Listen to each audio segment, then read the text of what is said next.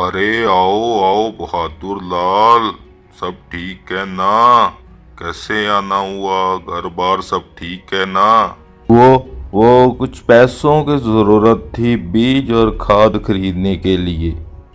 तो बहादुर लाल, इसमें परेशान होने वाली की क्या बात है? मैं तो बैठा ही हूँ आप लोगों की खिदमत के लिए। मैं अल्लाह का लाख लाख शुक्र अदा करता हूँ कि अल्लाह ने मुझे तुम लोगों की खिदमत के लिए चुना है। सेठ जमाल की बातें सुनकर बहादुर लाल को गुस्सा तो बहुत आ रहा था, लेकिन उसके पास इसके अलावा कोई चारा नहीं था। वो चुपचाप सेठ जमाल की बातें सुनता रहा, क्योंकि पूरे गांव को सेठ जमाल की हकीकत का पता था। अरे क्या सोच रहे हो? कुछ नहीं। कितने पैसे चाहिए? 20,000। अरे 20 ले, 30 ले, 40 ले। बहादुर लाल, तुझे तो पता है ना, ब्याज 20% लगेगा। बहादुर लाल ने सेठ जमाल से पैसे लिए और वहां से निकल गया। रास्ते में वो ये सोच रहा था, बेईमान कहीं का, कहता है आप लोगों की खिदमत कर रहा हूँ, 20% ब्याज ले रहा है। अल्लाह ताला भी ऐसे लोगों की मदद करता है और हम लोग दर बदर ठोकरें खाते रहते हैं। बहादुर लाल बीज और खाद सब ले आता है। अल्लाह के फजल से इस बार बारिश भी अच्छी होती है। कुछ ही महीनों बाद इनकी फसल खिल उठती है।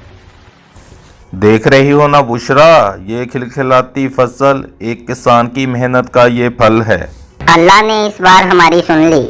बुशरा, इस बार हम जुमाइला के लिए नए कपड़े और खिलौने लेकर आएंगे। पिछली बार भी हम उसके लिए कुछ नहीं ले पाए। हाँ हाँ, क्यों नहीं। तभी बहादुर लाल बार बार ये बात दोहरा रहा था। तभी बुशरा ने उसको जगाया। ये सुबह सुबह आप क्या नींद में बातें कर रहे हैं? क्या लेकर आ जाएंगे? बहादुर लाल ये सारी बातें ख्वाब में देख रहा था। इस बार उसने बीज तो बो दिए थे, बारिश भी कुछ ठीक हुई थी, लेकिन कुछ दिनों बाद जैसे बादल रूठ ही गए।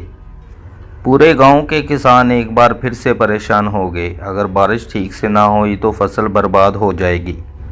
यही ख्याल सबके जहन में आ रहा था। अगर बारिश ना हुई तो फसल बर्बाद हो जाएगी। दिन गुजरते जा रहे थे।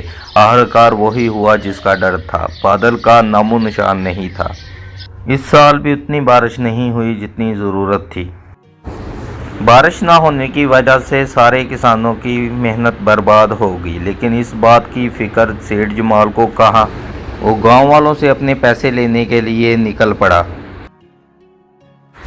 बहादुर लाल कहाँ मर गया रे? तभी बहादुर लाल ने दरवाज़ा खोला। उसे देखकर सेठ जमाल गुस्से में आ गया। कहाँ मर गया था? इतनी देर लगती है आने में? चल मेरे पैसे निकाल जल्दी से। पैसे तो नहीं है अभी मेरे पास। आपको पता है इस बार भी बारिश ना होने की वजह से फसल खराब हो गई है। अब हम कहाँ से लेकर आए पैसे? मुझे इन बातों का नहीं पता, मुझे मेरे पैसे चाहिए बस। कहाँ से लेकर आऊँ पैसे? मुझे इन बातों का नहीं पता। चोरी कर, डाका डाल, कुछ भी कर, मेरे पैसे दे, नहीं तो अपनी ज़मीन मेरे नाम कर दे। सेठ जमाल ने कई किसानों को उनकी ज़मीन पर कब्जा करने का डर दिखाया। उसके डर की वजह से 2 किसानों ने खुदकुशी कर ली। अब तो जुमैला के दिल में भी डर बैठ गया था। सेठ जमाल उनके घर भी आएगा, क्योंकि बहादुर लाल ने भी उससे कर्जा लिया था। वो डरी डरी सहमी सहमी सी रहने लगी कि कहीं अबू भी कुछ ना कर लें।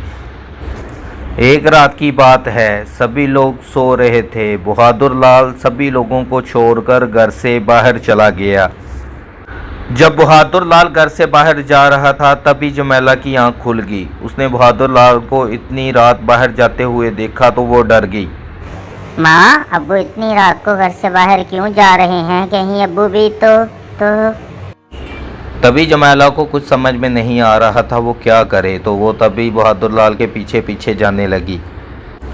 उसने देखा कि बहादुर लाल गांव के एक दरख्त के पास जाकर खड़ा हो गया। वो बहुत डर गई। उसका दिल ज़ोर ज़ोर से धड़कने लगा। फिर बहादुर लाल ज़मीन पर बैठ गया और ज़मीन को खोदना शुरू कर दिया। चंदा को समझ में नहीं आ रहा था कि बहादुर लाल क्या कर रहा है। वो भागी भागी बहादुर लाल के पास गई। अब्बू, ये आप क्या कर रहे हैं? बेटा, मैं गांव में नहर बनाऊंगा और उसको दूसरे गांव की नहर से जोड़ दूंगा। कल को अगर बारिश नहीं भी होगी तो किसानों की फसलें बर्बाद नहीं होगी। उस सेठ जमाल के डर की वजह से कोई दूसरा किसान खुदकुशी नहीं करेगा। पर अब्बू, ये काम कितने दिनों में पूरा होगा? ये तो बहुत ज़्यादा काम है। बेटा, इस काम में चाहे जितने दिन लग जाएं, मैं इस काम को पूरा करके छोड़ूंगा, चाहे इस काम की वजह से मेरी जान क्यों न चली जाए। तो बहादुर लाल अपने काम में लग गया और जमैला भी अब्बू का हाथ बटाने लगी। उधर बहादुर लाल की ख्वाब में वो दोनों किसान आने लगे जिन्होंने खुदकुशी की थी। कभी कभी तो दिन के वक्त भी उसको वो दोनों किसान नजर आते थे। उसकी ये हरकतें बढ़ती जा रही थी। अरे अरे देखो, वो दोनों किसान फिर से आ गए। देखो देखो ना। अरे जाओ यहाँ से, क्या लेने आए हो? चले जाओ यहाँ से।